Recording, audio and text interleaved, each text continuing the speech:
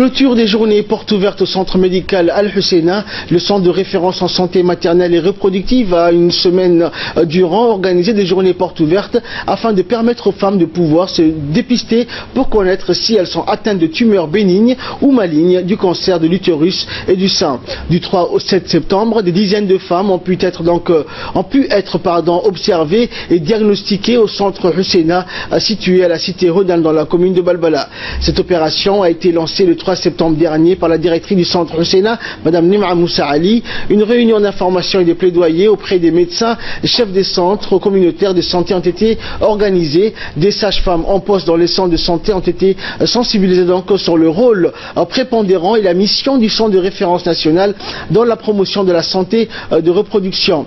L'intérêt donc de ces journées portes ouvertes permettent aux femmes de connaître leur état de santé et aux médecins et des sages-femmes de tout savoir sur l'utilité des prestations offertes par le centre Husseina.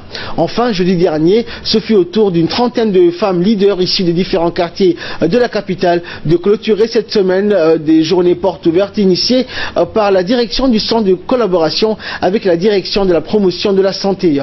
Au cours des visites, la directrice par intérim du centre, Nim'a Moussa, et le directeur du programme dépistage, Abdullahi Ayesamod, ont tour à tour expliqué à l'assistance la mission et les prérogatives du centre de référence Husseina. Inauguré par le président de la République en juin 2009, le centre de référence Husseina dispose d'infrastructures performantes et de plateaux techniques de pointe. Plusieurs unités sont gérées par un personnel qualifié et dynamique. Il s'agit des services d'accueil et d'orientation, de l'éducation de groupe, du planning familial, les consultations des sages-femmes, les services de gynécologie, de radiologie, le bloc opératoire et enfin l'unité de formation.